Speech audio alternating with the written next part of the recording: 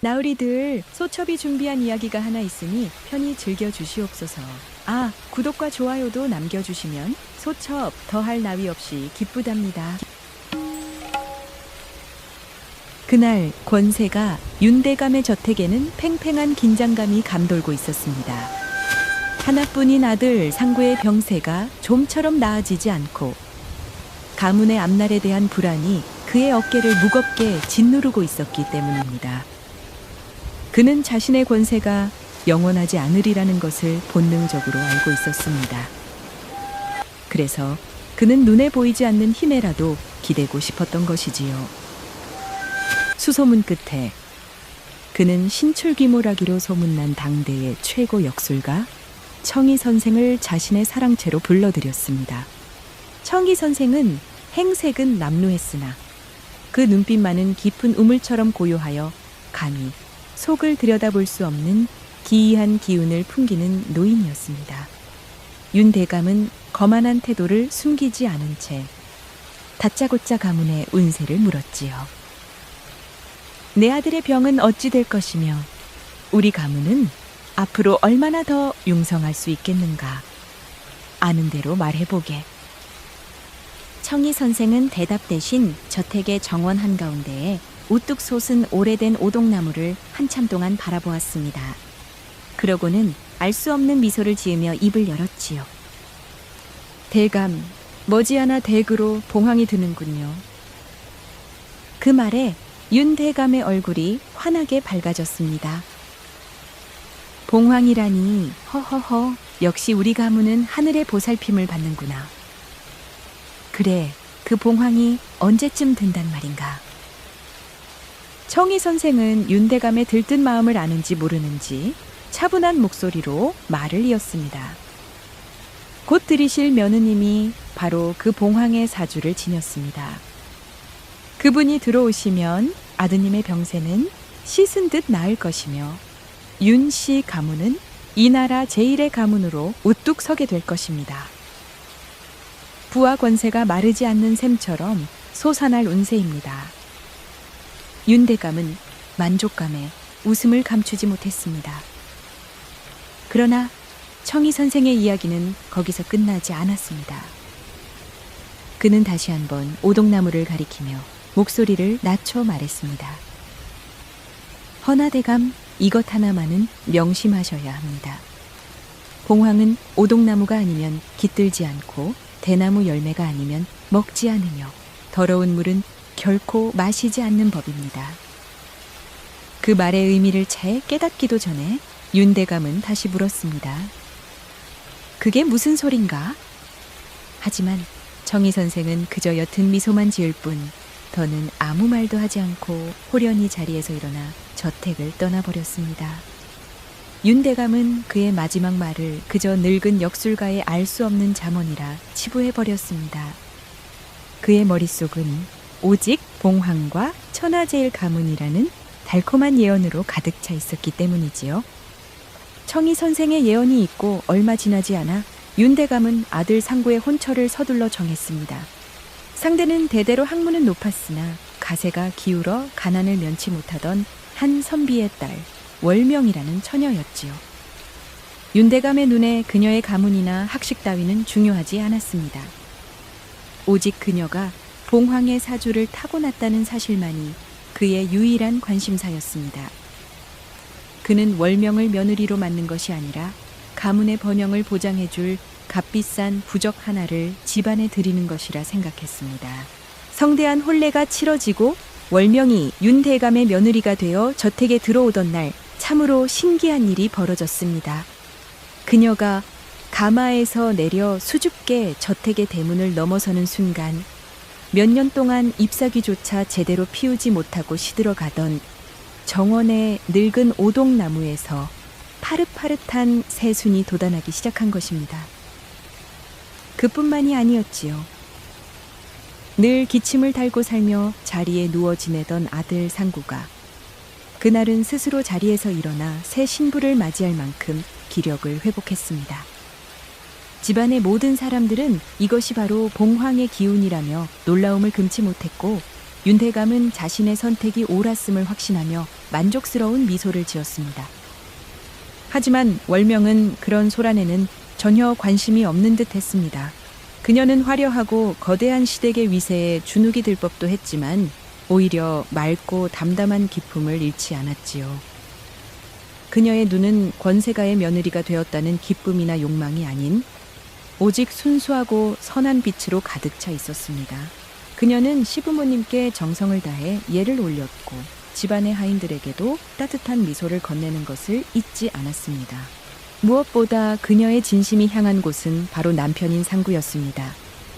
상구는 오랜 병치레로 몸과 마음이 모두 지쳐 있었지만 심성만은 누구보다 곧고 맑은 청년이었습니다. 월명은 그런 남편을 진심으로 아끼고 사랑했지요. 그녀는 매일 새벽같이 일어나 남편의 약을 정성껏 다렸고 그의 옆에서 조용히 책을 읽어주며 지친 마음을 위로했습니다. 그녀의 지극한 보살핌 속에서 상구의 얼굴에는 조금씩 혈색이 돌기 시작했고 웃음이 피어났습니다. 두 사람은 비록 정략으로 맺어진 인연이었지만 서로의 맑은 영혼을 알아보고 깊은 사랑에 빠져들었습니다. 월명은 그저 사랑하는 남편의 곁에서 조용하고 평화로운 삶을 사는 것 외에는 아무것도 바라지 않았습니다. 그녀는 자신의 사주가 무엇인지, 그 사주가 이 집에 어떤 의미를 가지는지 전혀 알지 못했습니다. 그녀에게 중요한 것은 오직 사랑과 진심뿐이었지요. 그렇게 봉황은 자신의 운명을 모른 채 조용히 윤씨 가문에 깃들기 시작했습니다. 그러던 어느 날 밤 집안에 작은 소동이 일어났습니다. 곡간 옆에 쌓아두었던 땔감 더미에서 작은 불이 난 것이죠. 불은 다행히 초기에 발견되어 큰 피해 없이 금방 꺼졌지만 이 일은 윤대감의 심기를 매우 불편하게 만들었습니다. 그는 이것을 가문의 번영에 끼어든 불길한 애군이라 생각했지요. 그리고 그는 그 애군을 막기 위한 희생양이 필요했습니다. 그의 눈에 들어온 것은 수십 년간 집안의 굳은 일을 도맡아온 늙은 하인이었습니다. 그는 얼마 전 윤대감이 하인들에게 줄 품삯을 일부 떼어먹는 것을 우연히 목격하고는 대감마님 이러시면 안 됩니다 하고 조심스럽게 간언을 한 적이 있었습니다. 윤대감은 그때의 길이 괘씸하던 채 이 기회에 그를 내쫓아 버리기로 마음먹었습니다. 다음 날 아침 윤대감은 모든 하인들을 마당에 불러 모으고는 그 늙은 하인을 가리키며 불을 낸 범인으로 몰아세웠습니다. 내 이놈, 필신의 놈이 앙심을 품고 불을 지른 것이렸다. 당장 내 놈의 소행을 고하지 못할까. 늙은 하인은 억울함에 눈물을 흘리며 결백을 주장했지만 윤대감은 들으려 하지 않았습니다.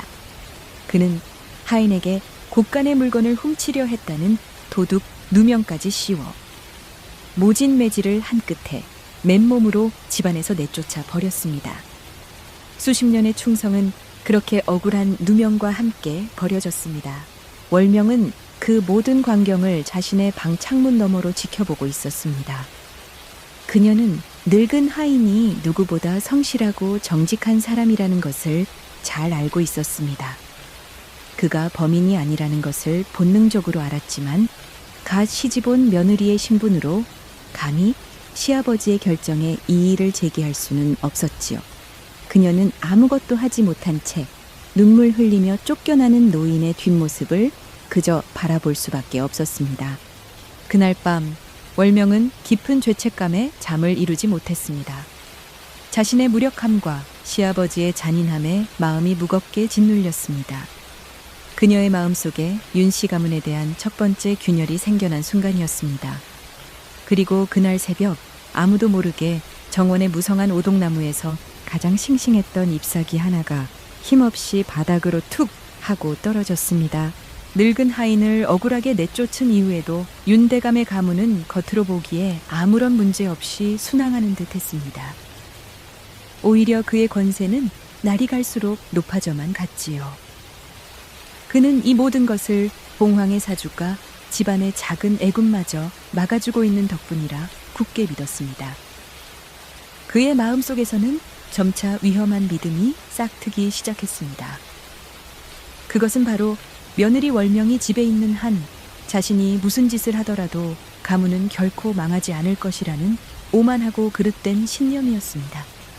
청이 선생이 말했던 봉황은 더러운 물을 마시지 않는다는 경고는 그의 기억 속에서 완전히 잊혀졌습니다.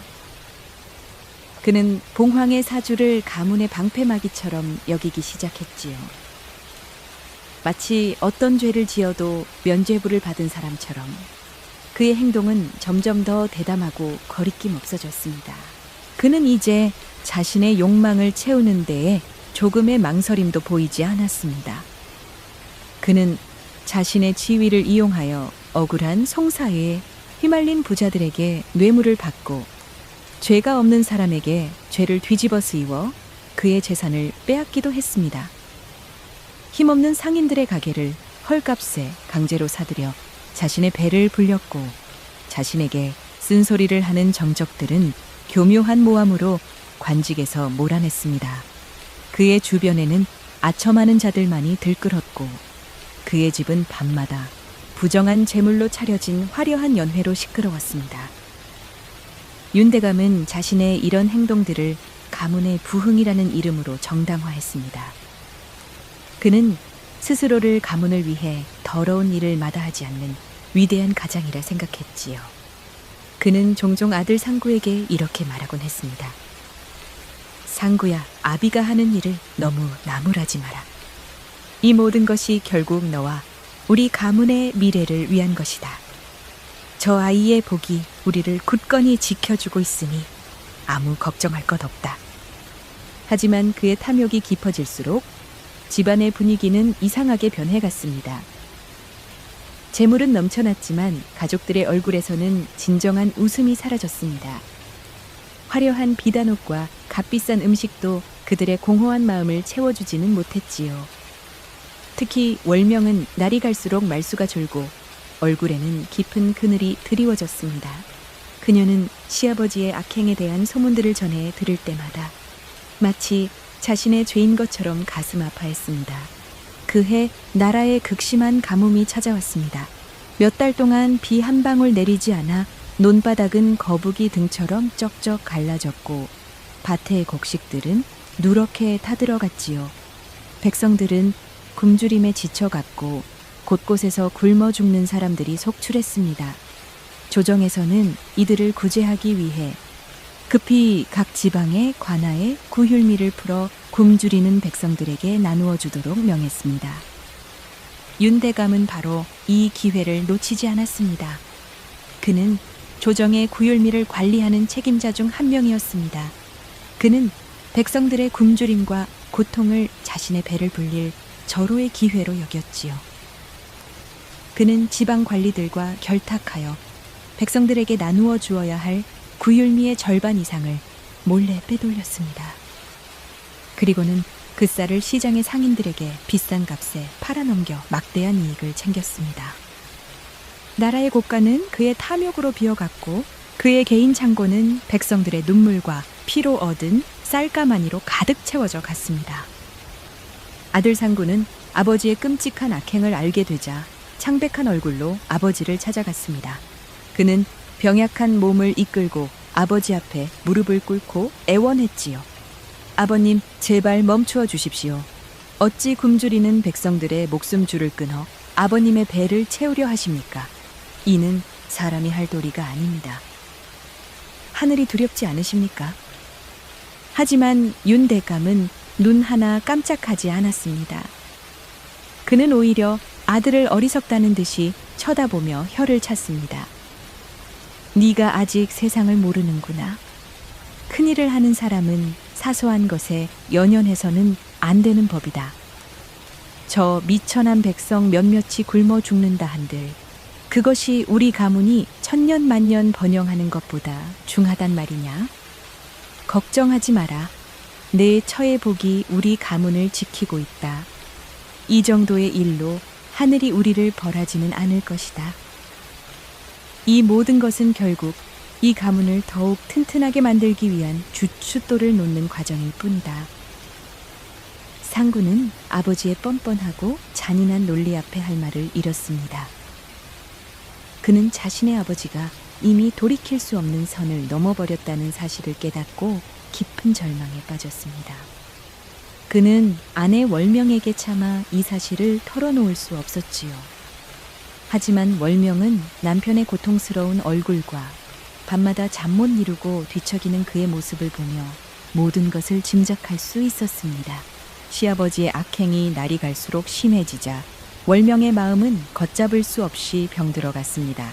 그녀는 이제 더 이상 이 화려한 저택이 편안한 보금자리가 아니라 수많은 사람들의 원한과 눈물로 지어진 거대한 감옥처럼 느껴졌지요.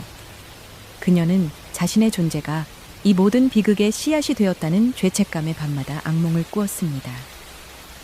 꿈속에서 굶주린 아이들이 나타나 그녀의 옷자락을 붙잡고 부인 때문에 저희는 굶어 죽습니다. 라고 원망하는 소리에 그녀는 비명을 지르며 깨어나기 일쑤였습니다. 그녀의 얼굴에서는 웃음이 완전히 사라졌고 한때 맑고 총명했던 눈빛은 깊은 슬픔에 잠겨 늘 흐려져 있었습니다. 그녀는 값비싼 비단옷도 산의 진미가 차려진 밥상도 모두 부질없게 느껴졌습니다. 그녀는 하루가 다르게 야위어 갔고 그 모습은 마치 생명력을 잃어가는 꽃과도 같았습니다. 남편 상구는 그런 아내의 모습을 보며 가슴이 찢어지는 듯 했습니다. 그는 월명의 고통이 어디에서 오는지 누구보다 잘 알고 있었기에 그녀를 위로할 말조차 찾지 못했지요. 그가 할 수 있는 일은 그저 밤새 아내의 손을 잡아주고 함께 아파하는 것뿐이었습니다. 부인, 모두 내 탓이오. 불효한 자식인 내가 아버님을 막지 못하여 당신을 이리도 고통스럽게 만들었구려. 상구의 눈에서도 뜨거운 눈물이 흘러내렸습니다. 윤대감의 가문은 겉으로 보기에 그야말로 번영의 절정을 맞이하고 있었습니다. 구율미를 빼돌려 얻은 막대한 부는 또 다른 투자를 낳았고 그의 재산은 눈덩이처럼 불어났지요. 그는 한양에서 가장 좋은 비단을 독점했고 전국의 인삼무역권을 손에 넣었습니다. 그의 저택은 매일 밤마다 고관대작들과 부유한 상인들로 북적였습니다. 그들은 윤대감의 권세에 아첨하며 그의 비위를 맞추기 위해 온갖 징휘한 선물들을 바쳤습니다. 저택은 이전보다 더욱 화려하게 증축되었습니다. 연못이 새로 파지고 아름다운 정자가 들어섰으며 집안의 기물들은 모두 순금과 값비싼 옥으로 만들어진 것들로 바뀌었습니다. 밤이 되면 수백 개의 등불이 저택을 대낮처럼 밝혔고 그 불빛은 멀리서 보면 마치 하늘의 별들이 땅으로 내려온 듯 장관을 이루었지요. 사람들은 윤대감의 가문을 보며 저 집은 필시 하늘이 내린 복을 받은 집이라며 혀를 내둘렀습니다. 하지만 그 화려함의 이면은 썩어 문드러지고 있었습니다. 그것은 마치 모래 위에 지어진 집, 즉 사상 누각과도 같은 거짓된 번영이었습니다. 넘쳐나는 재물과 권세 속에서도 정작 그 집의 주인인 가족들의 마음은 날마다 피폐해져 갔습니다. 윤대감은 부와 권력을 유지해야 한다는 강박에 사로잡혀 늘 의심과 불안에 시달렸습니다. 그는 아무도 믿지 못했고 밤에는 악몽에 시달리며 잠을 설치기 일쑤였지요. 그의 아내는 남편의 악행을 알면서도 묵인해야 하는 죄책감과 언제 이 모든 것이 무너질지 모른다는 불안감에 시달리다 결국 몸져눕고 말았습니다. 아들 상구는 아버지에 대한 원망과 아내에 대한 미안함 속에서 하루하루를 고통스럽게 버텨냈습니다. 그는 더 이상 아버지와 겸상조차 하지 않았고 월명과 함께 그들의 작은 처소에 집거하며 세상과 담을 쌓고 지냈습니다. 월명은 살아도 사는 것이 아니었습니다. 그녀는 이 집의 모든 비단과 보석들이 굶주린 백성들의 피눈물로 만들어진 것이라 생각하니 몸에 걸치는 것만으로도 소름이 끼쳤습니다. 그녀는 시아버지와 눈을 마주치는 것조차 두려웠습니다. 그의 얼굴에서 끝없는 탐욕과 잔인함을 볼 때마다 숨이 막혀오는 것 같았기 때문입니다. 집안의 하인들조차 예전처럼 웃지 않았습니다. 그들은 주인의 악행을 알기에 이 집에서 일하는 것 자체를 부끄럽게 여겼습니다. 그들은 서로 수군거리며 이러다 우리 집안에 큰 벌이 내릴 거야 하고 불안에 떨었지요. 상구는 이 모든 비극의 중심에서 깊은 고뇌에 빠져 있었습니다. 그는 아버지의 탐욕이 어디까지 이어질지, 그리고 그 탐욕이 결국 어떤 파멸을 불러올지 두려웠습니다. 동시에 그 탐욕의 그늘 아래서 시들어가는 아내 월명을 보는 것은 그의 가슴을 칼로 도려내는 듯한 고통이었지요. 그는 매일 밤 고통스러워하는 아내의 손을 잡고 자신의 무력함을 통감해야 했습니다. 그는 아버지를 막고 싶었습니다. 당장이라도 관하로 달려가 아버지의 모든 죄를 고하고 모든 것을 원래대로 되돌려 놓고 싶었습니다. 하지만 그는 그럴 수 없었습니다. 아버지는 그에게 하늘과도 같은 존재였고 아버지를 고발하는 것은 곧 가문 전체를 역적으로 만드는 폐륜이었기 때문입니다. 그의 마음속에서는 아들로서의 도리와 한 인간으로서의 정의감이 매일같이 처절하게 싸우고 있었습니다. 어느 날 상구는 더 이상 참지 못하고 병든 몸을 이끌고 아버지의 서재를 찾아갔습니다. 그는 아버지 앞에 엎드려 눈물로 호소했습니다. 아버님, 이제 제발 그만두십시오. 아버님께서 쌓아 올리신 것은 부와 명예가 아니라 사람들의 원한과 저주입니다. 월명이, 아버님의 며느리가 매일 밤 고통 속에 울고 있습니다. 저 여인의 맑은 마음에 더 이상 죄를 짓게 하지 마십시오. 하지만 윤대감은 차갑게 대답했습니다. 나약한 소리. 사내 대장부가 어찌 계집의 눈물에 마음이 흔들린단 말이냐. 그 아이는 그저 자신의 복을 우리 가문에 내어주는 제 역할을 다하고 있을 뿐이다. 내가 하는 일이 마음에 들지 않거든 너는 그저 내 방에서 아내나 돌보며 조용히 지내거라. 아버지에게 아내는 그저 가문의 번영을 위한 도구일 뿐 한 명의 인격체로 존중받지 못하고 있다는 사실에 상구는 절망했습니다. 그날 이후 상구는 아버지와의 대화를 포기했습니다. 대신 그는 월명을 지키는데 자신의 모든 힘을 쏟기로 결심했지요. 그는 월명이 좋아하는 시집을 구해다 주었고 그녀가 좋아하는 작은 꽃들을 처소 앞들에 심었습니다. 그는 어떻게든 월명의 마음에 드리워진 어둠을 걷어내고 그녀의 얼굴에 다시 예전의 맑은 미소를 되찾아주고 싶었습니다. 그는 월명의 어깨를 감싸 안으며 떨리는 목소리로 약속했습니다. 부인, 조금만 더 참아주게. 내가 너무나도 무력하고 못난 남편이지만 이것 하나만은 약조하겠네. 언젠가 내가 반드시 이 모든 것을 바로잡을 것이야. 아버님의 죄를 내가 모두 짊어지고 당신을 이 고통 속에서 구해내겠네.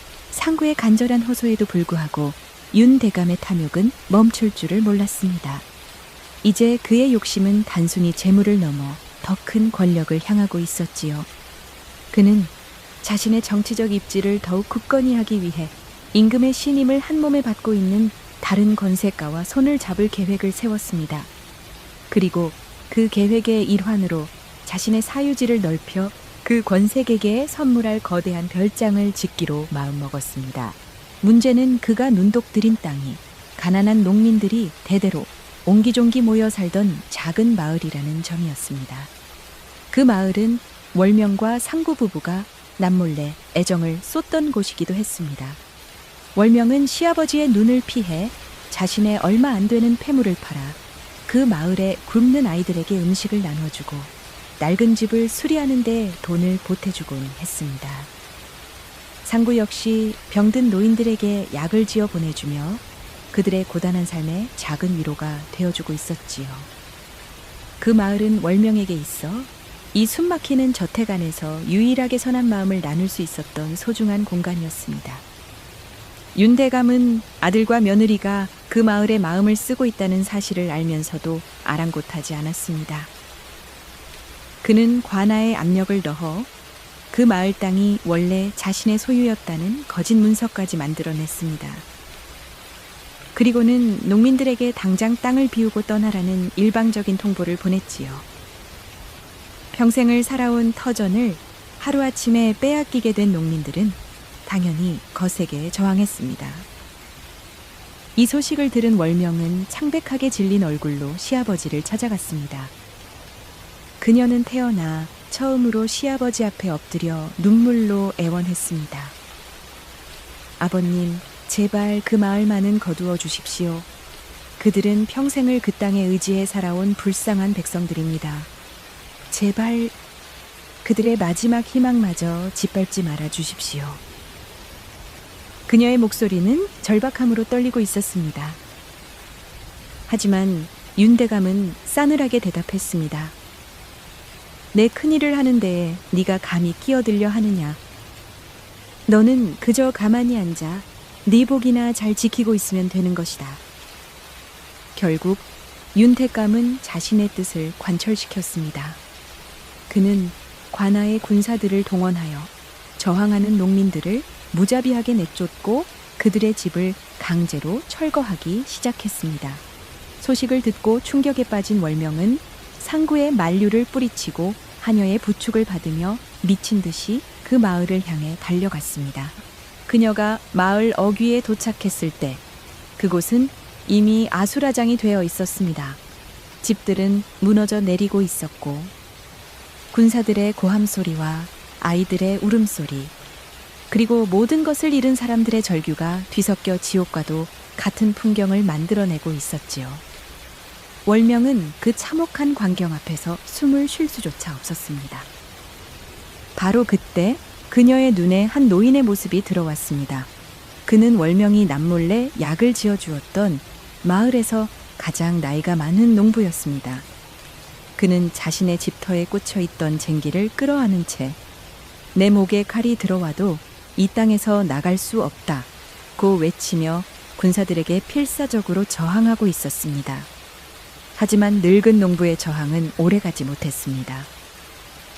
군사가 휘두른 칼날에 그는 피를 쏟으며 힘없이 쓰러지고 말았습니다. 월명은 그 모습을 보고 비명을 질렀습니다.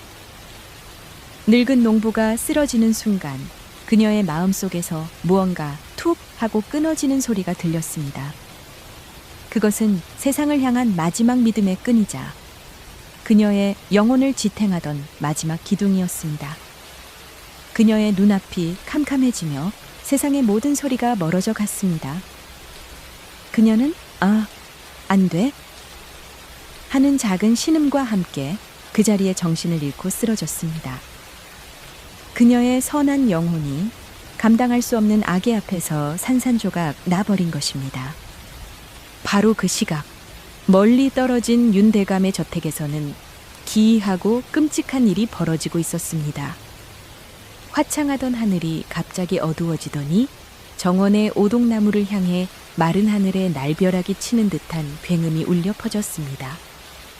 저택에 모든 사람들이 놀라 뛰쳐나와 보니 믿을 수 없는 광경이 펼쳐져 있었습니다. 그렇게 무성하고 푸르던 거대한 오동나무가 마치 거인의 손에 의해 쪼개지기라도 한 듯 한가운데가 쩍 갈라져 두 동강이 나 있었던 것입니다.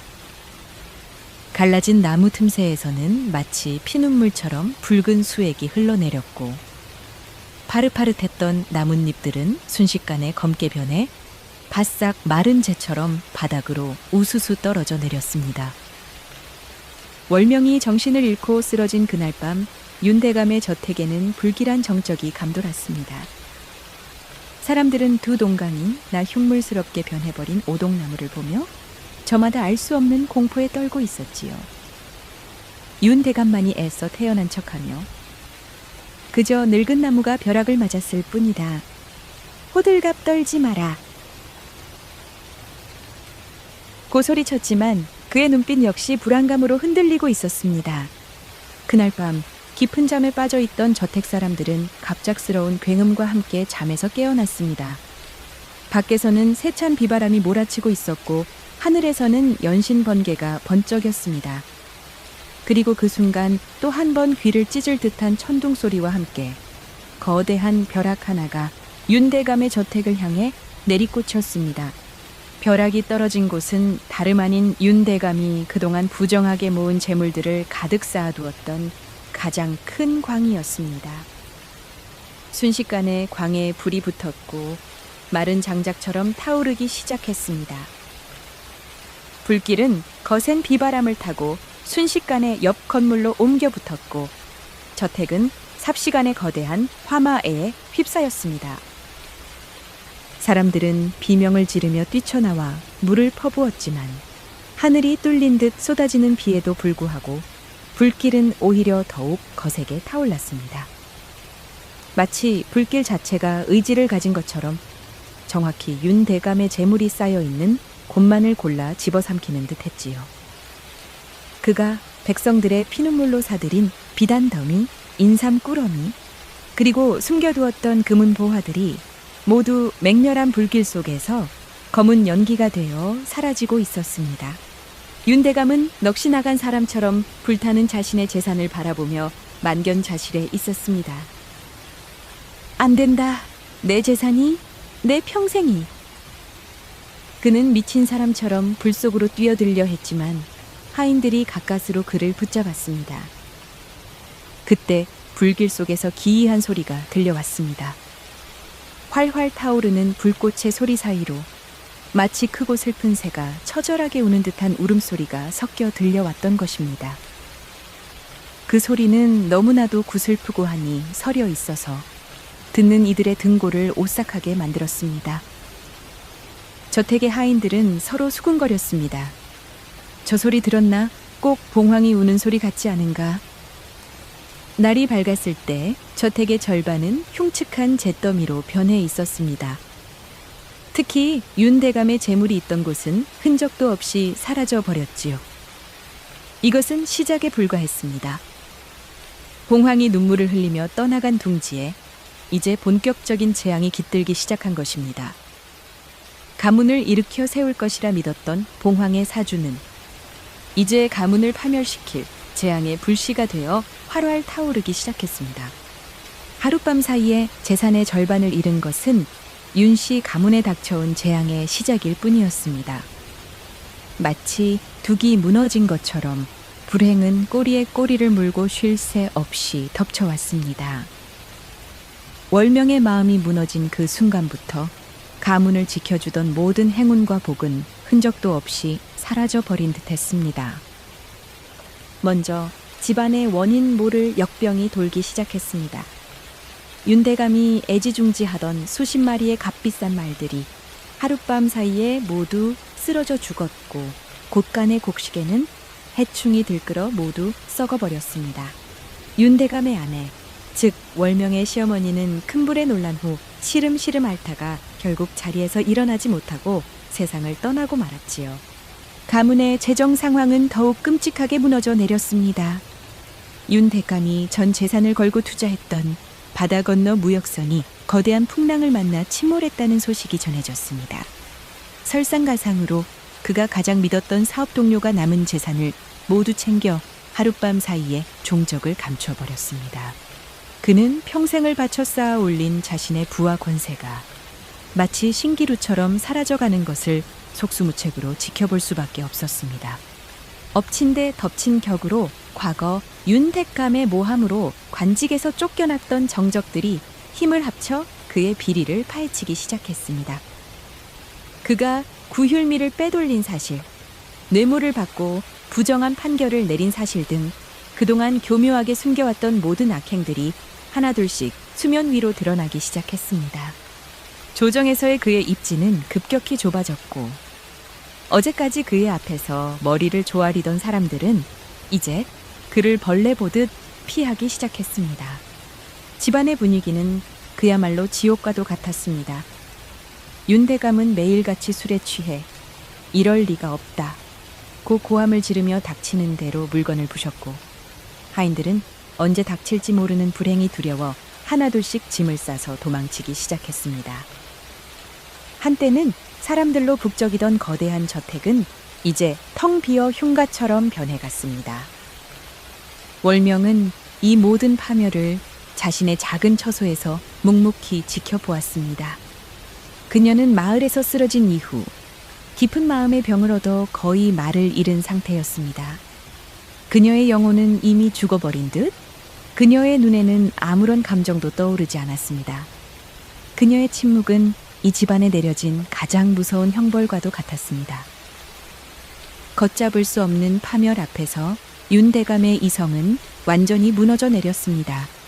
그리고 그의 뒤틀린 분노가 향한 곳은 바로 며느리 월명이었습니다. 그는 한때 가문의 복덩이라며 애지중지했던 며느리를 이제는 모든 재앙을 몰고 온 요물이라 여기기 시작했습니다. 그렇다. 모든 것이 저 계집 때문이다. 복을 가져온다더니 결국 우리 집안을 망하게 하려고 들어온 것이었어. 그는 자신의 어리석음을 합리화할 완벽한 희생양을 찾아낸 것입니다. 어느 날 밤 술에 잔뜩 취한 윤대감은 비틀거리며 월명의 처소로 쳐들어갔습니다. 그는 멍하니 앉아있는 월명의 머리채를 거칠게 잡아챘습니다. 이 요망한 것, 네가 무슨 흉계를 꾸며 우리 집안을 이 꼴로 만들었단 말이냐. 당장 내 입으로 실토하지 못할까. 월명은 아무런 저항도 대답도 하지 않았습니다. 그저 텅 빈 눈으로 아버지를 바라볼 뿐이었지요. 그녀의 그런 모습은 윤대감의 광기를 더욱 부채질했습니다. 그는 네가 감히 나를 무시해 라고 소리치며 월명을 마구잡이로 구타하기 시작했습니다. 병약한 상구가 달려와 아버지를 말렸지만 이성을 잃은 윤대감의 힘을 당해낼 수는 없었습니다. 여봐라, 이 요물을 당장 광에 가두어라. 저것이 굶어 죽어야 우리 집안의 재앙이 끝날 것이다. 윤대감은 하인들에게 명하여 월명을 차갑고 어두운 광에 가두어 버렸습니다. 한때 봉황이라 불렸던 그녀는 이제 죄인처럼 좁은 공간에 갇히는 신세가 되었습니다. 윤대감은 그것으로도 분이 풀리지 않는 듯 매일같이 광을 찾아와 월명에게 온갖 저주와 폭언을 퍼부었습니다. 그는 월명을 핍박함으로써 가문의 불행이 멈추기를 바랐던 것입니다. 하지만 그의 광기 어린 행동은 오히려 마지막 남은 복마저 쫓아내는 결과를 낳았습니다. 그의 잔인함에 치를 떤 마지막 남은 충직한 하인들마저 모두 집을 떠나버렸고 이제 그의 곁에는 아무도 남지 않게 되었습니다. 아내가 차가운 광에 갇혀 죽어가고 아버지는 광기에 휩싸여 집안의 마지막 기둥마저 무너뜨리는 모습을 보며 상구는 마침내 결단을 내렸습니다. 그는 더 이상 이 지옥 같은 현실을 외면할 수 없었습니다. 아들로서의 도리, 가문의 명예, 그 모든 것이 이제는 부질없게 느껴졌습니다. 그의 마음속에 남은 것은 오직 하나, 사랑하는 아내 월명을 구하고 이 모든 비극을 자신의 손으로 끝내야 한다는 처절한 책임감이었습니다. 그는 병약한 몸을 이끌고 밤새 아버지의 서재를 뒤졌습니다. 그는 알고 있었습니다. 아버지의 모든 악행의 증거가 그곳 어딘가에 숨겨져 있다는 것을. 그는 먼지 쌓인 책장과 괴짝들을 하나하나 열어보았습니다. 그리고 마침내 비밀 공간에 숨겨져 있던 작은 상자 하나를 발견했습니다. 상자 안에는 그가 찾던 모든 것이 들어 있었습니다. 윤대감이 구휼미를 빼돌리고 지방 관리들과 주고받았던 서신들, 뇌물을 받고 부정한 판결을 내렸던 기록들, 힘없는 상인들의 땅을 강제로 빼앗은 계약서까지 아버지의 탐욕과 죄악의 역사가 그 안에 고스란히 담겨 있었지요. 상구는 그 증거들을 품에 안고 떨리는 손으로 붓을 들었습니다. 그는 밤을 새워 아버지가 저지른 모든 죄를 상세하게 기록한 고발장을 작성했습니다. 한자 한자 써 내려갈 때마다 그의 눈에서는 뜨거운 눈물이 흘러내렸습니다. 이것은 아버지를 향한 복수가 아니었습니다. 그것은 자신의 아버지가 더 이상 죄를 짓지 못하게 막는 아들로서 할 수 있는 마지막 효도이자 월명과 죄 없는 백성들을 향한 처절한 속죄였습니다. 그는 자신의 손으로 가문을 파멸시키는 폐륜을 저지르고 있었지만 그것만이 모두를 구원할 유일한 길이라고 믿었습니다. 다음 날 새벽, 상구는 몸을 깨끗이 씻고 가장 단정한 옷으로 갈아입었습니다. 그리고는 아무도 모르게 집을 빠져나와 나라의 기강을 바로잡는 기관인 사헌부로 향했습니다. 그는 사헌부의 문을 두드리고 자신이 가져온 모든 증거물과 함께 아버지 윤대감을 고발하는 상소문을 올렸습니다. 소생 대역죄인 윤대감의 아들 윤상구이옵니다. 제 아비의 죄를 제 손으로 고발하고자 이 자리에 왔나이다. 그의 목소리는 떨렸지만 눈빛만은 그 어느 때보다 단호하고 굳건했습니다. 그는 자신의 모든 것을 걸고 정의의 칼날을 빼어든 것입니다. 비록 그 칼날이 자신의 아버지와 가문을 향하고 있을지라도 그는 기꺼이 그 운명을 감당하기로 결심한 것이지요. 아들이 직접 아버지를 고발한 전대미문의 사건은 순식간에 조정을 발칵 뒤집어 놓았습니다. 사헌부는 즉시 윤대감을 포박하고 그의 집에 대한 수색을 실시했습니다. 상구가 제출한 증거는 너무나도 명백하고 구체적이어서 윤대감은 더 이상 빠져나갈 구멍이 없었지요. 그의 집에서는 그가 부정하게 축제한 수많은 금은보화와 죄를 입증할 또 다른 장부들이 발견되었습니다. 그와 결탁했던 부패한 관리들과 상인들 역시 줄줄이 체포되었습니다. 한때 하늘을 찌를 듯했던 윤대감의 권세는 아들이 쏘아 올린 작은 화살 하나에 허무하게 무너져 내렸습니다. 윤대감은 의금부로 압송되어 혹독한 신문을 받았습니다. 그는 처음에는 뻔뻔하게 자신의 결백을 주장했지만 아들 상구가 증인으로 나서 그의 죄를 낱낱이 밝히자 결국 모든 것을 자백하고 말았습니다. 임금은 크게 진노했습니다. 나라의 녹을 먹는 고위 관리가 백성의 고혈을 빨아먹고 국법을 어지럽혔다는 사실에 분노를 금치 못했지요. 임금은 윤대감에게 사형을 내리려 했으나 아들 상구가 아비의 죄를 스스로 고발한 그 충심을 높이사 사형만은 면해주고 대신 그의 모든 관직을 박탈하고 전 재산을 몰수한 뒤 머나먼 절해고도로 귀양을 보내라는 명을 내렸습니다. 천하제일의 가문을 꿈꾸던 윤씨 가문은 그렇게 하루아침에 역적 가문으로 낙인 찍히며 완전히 몰락하고 말았습니다. 화려했던 저택은 폐허가 되었고 가문의 재산은 모두 국고로 환수되어 굶주리는 백성들을 위해 쓰이게 되었습니다. 광에 갇혀있던 월명은 포졸들에 의해 구출되었습니다. 그녀는 며칠 만에 본 햇빛의 눈을 가늘게 떴습니다. 그녀는 자신을 구하러 온 상구를 보고도 아무런 표정을 짓지 않았습니다. 그녀의 마음은 여전히 굳게 닫혀 있었지요. 상구는 아버지의 죄를 고발한 죄인이자 동시에 그 공을 인정받은 의인이 되었습니다.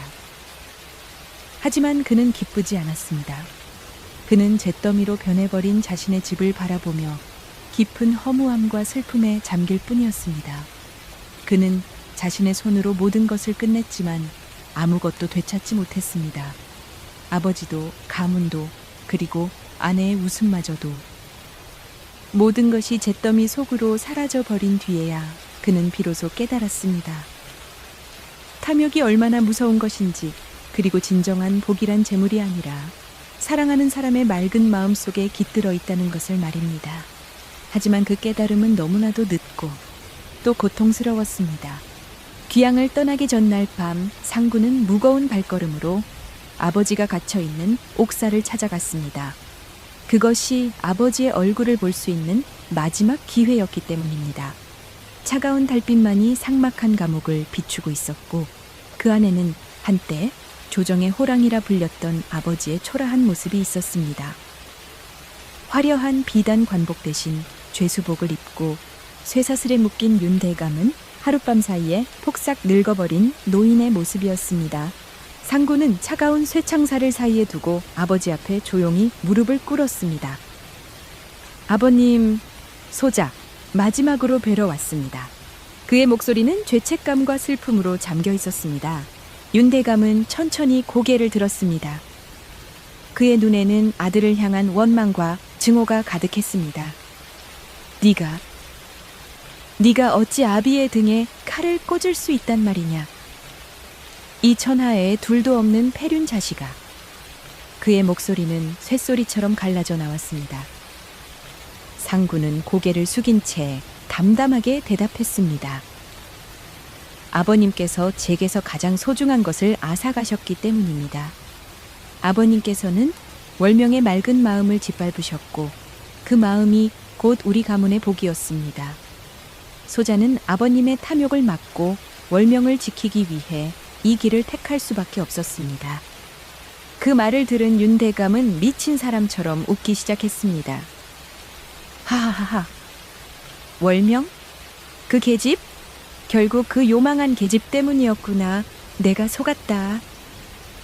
그 계집만 없었어도, 그 재앙을 몰고 온 계집만 우리 집에 들이지 않았어도 이런 일은 결코 없었을 것이다.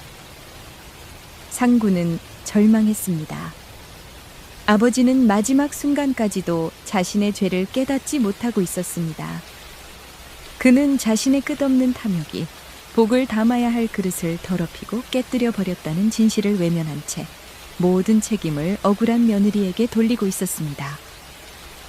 아닙니다, 아버님. 월명은 죄가 없습니다.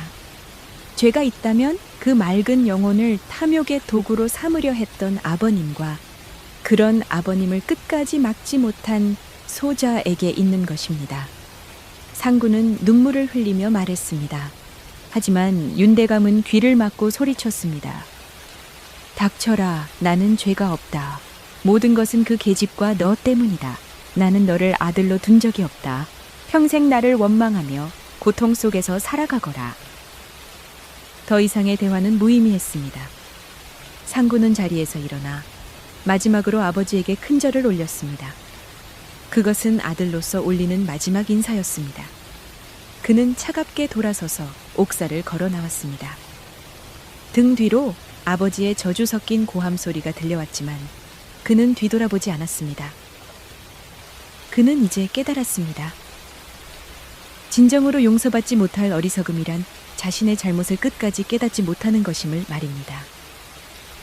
윤씨 가문이 몰락하고 화려했던 저택이 폐허로 변한 지 며칠이 지난 어느 날이었습니다. 상구는 텅 빈 집터에 홀로 앉아 잿더미가 되어버린 과거의 영광을 멍하니 바라보고 있었습니다. 그의 곁에는 여전히 마음의 문을 닫은 월명이 초점 없는 눈으로 먼 곳을 응시하고 있었지요.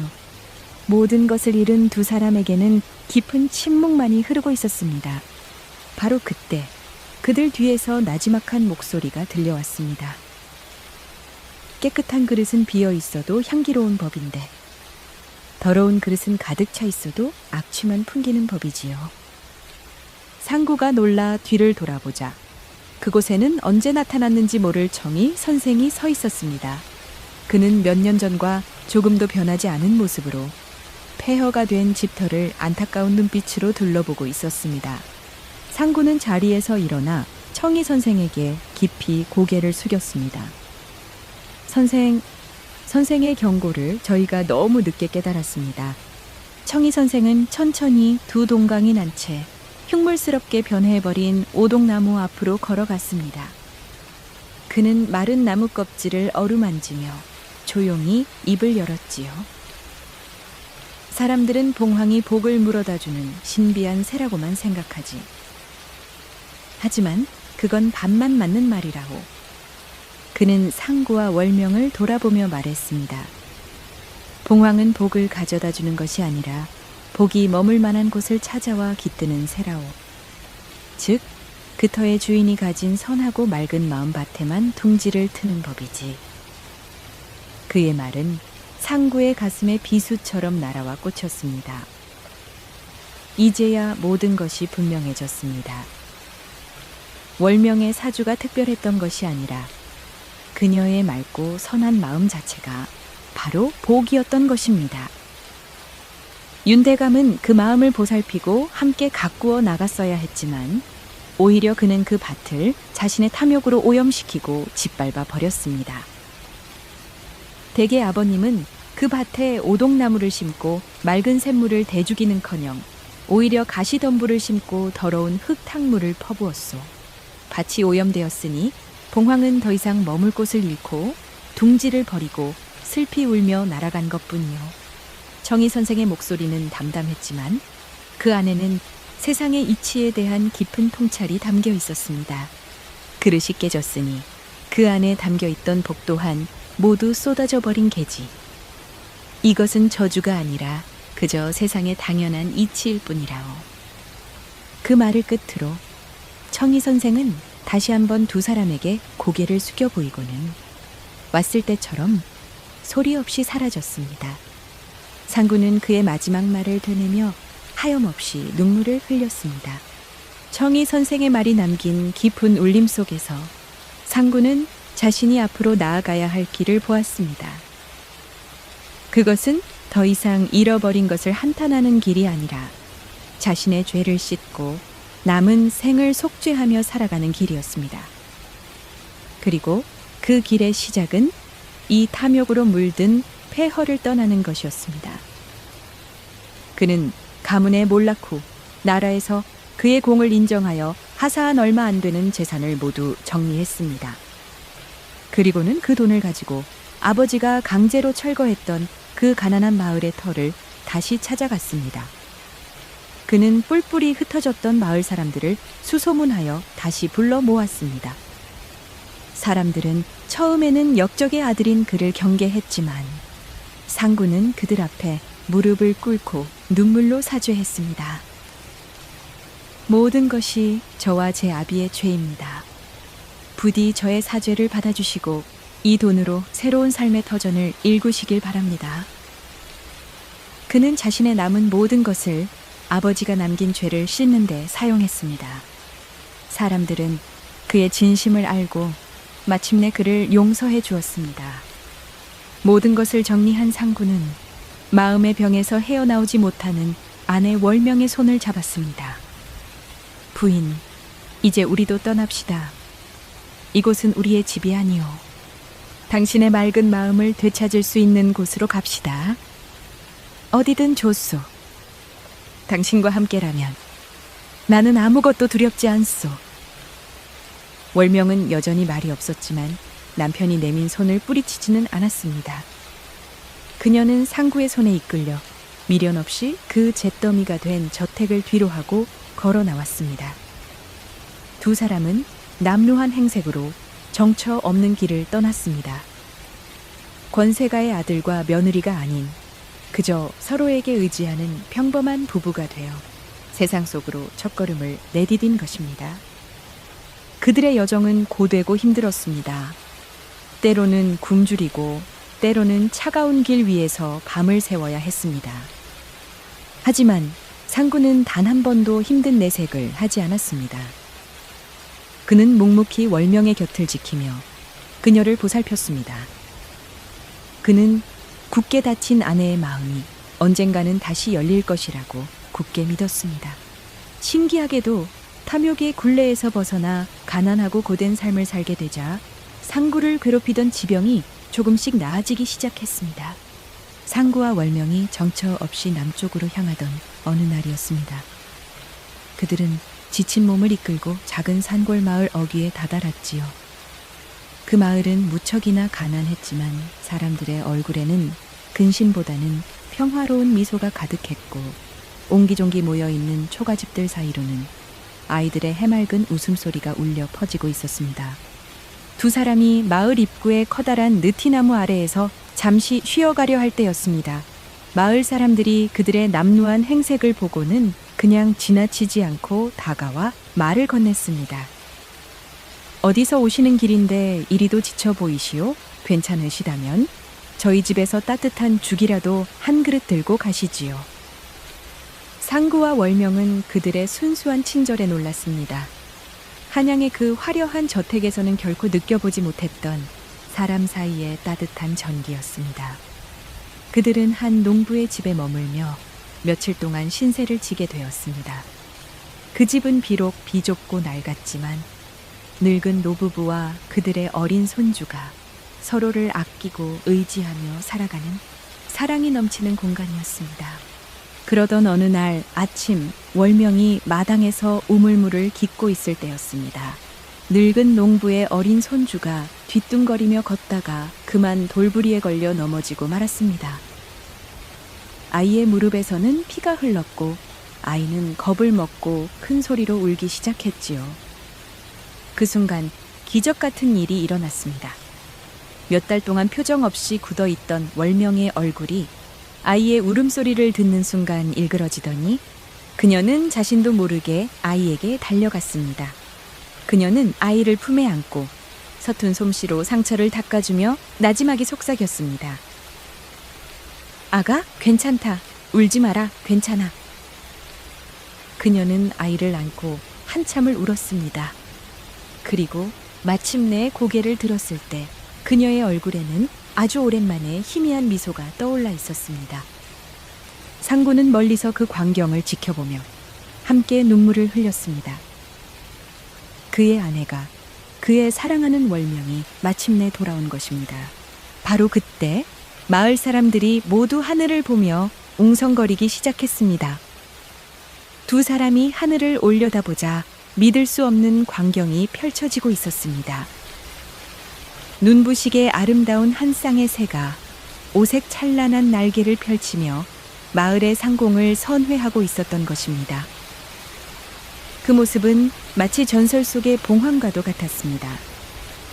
그 한 쌍의 새는 잠시 후 그들이 머물고 있던 가난한 농가의 낡은 지붕 위에 조용히 내려앉아 둥지를 틀기 시작했습니다. 떠나갔던 봉황이 마침내 새로운 둥지를 찾은 것입니다. 복은 재물이나 권세가 있는 곳이 아니라 이처럼 선한 마음과 따뜻한 사랑이 머무는 곳에 깃든다는 것을 하늘이 보여주는 듯 했습니다. 그로부터 몇 년의 세월이 흘렀습니다.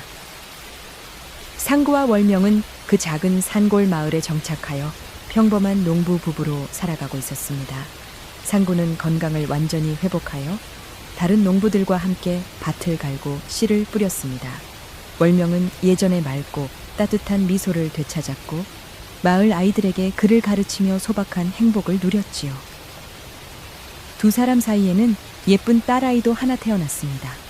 그들은 모든 것을 잃고 나서야 비로소 진정한 행복을 찾은 것입니다. 한편 멀리 한양의 저잣거리에서는 다시 청이 선생의 모습이 보였습니다. 그는 예전과 조금도 다름없는 모습으로 분주하게 오가는 사람들의 얼굴 속에서 그들의 운명을 읽고 있었지요. 그는 한 가문의 흥망성쇠를 모두 지켜보았지만 세상은 아무 일 없었다는 듯이 여전히 똑같이 흘러가고 있었습니다. 그는 천천히 강가로 걸어갔습니다. 그는 말없이 유유유히 흘러가는 거대한 강물을 한참 동안 바라보았습니다.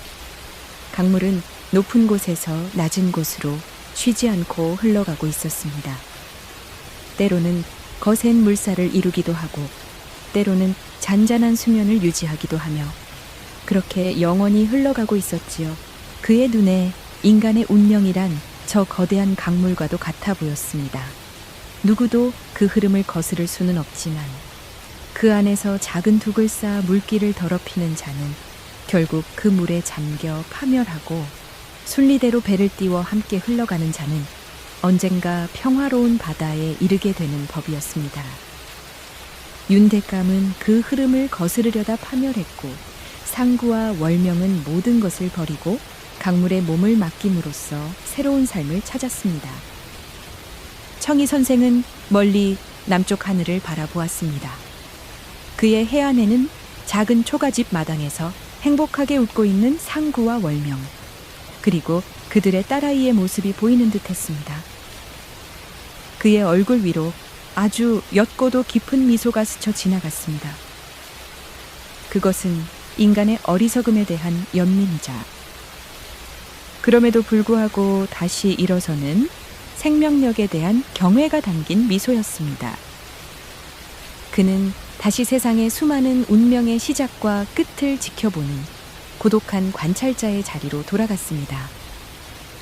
한 가문의 비극은 끝났지만 세상의 이야기는 여전히 계속되고 있었습니다. 봉황은 또 어디선가 새로운 둥지를 틀고 또 다른 누군가는 자신의 그릇에 복을 담기 위해 애쓰고 있겠지요. 그렇게 운명의 강물은 오늘도 말없이 흘러가고 있었습니다.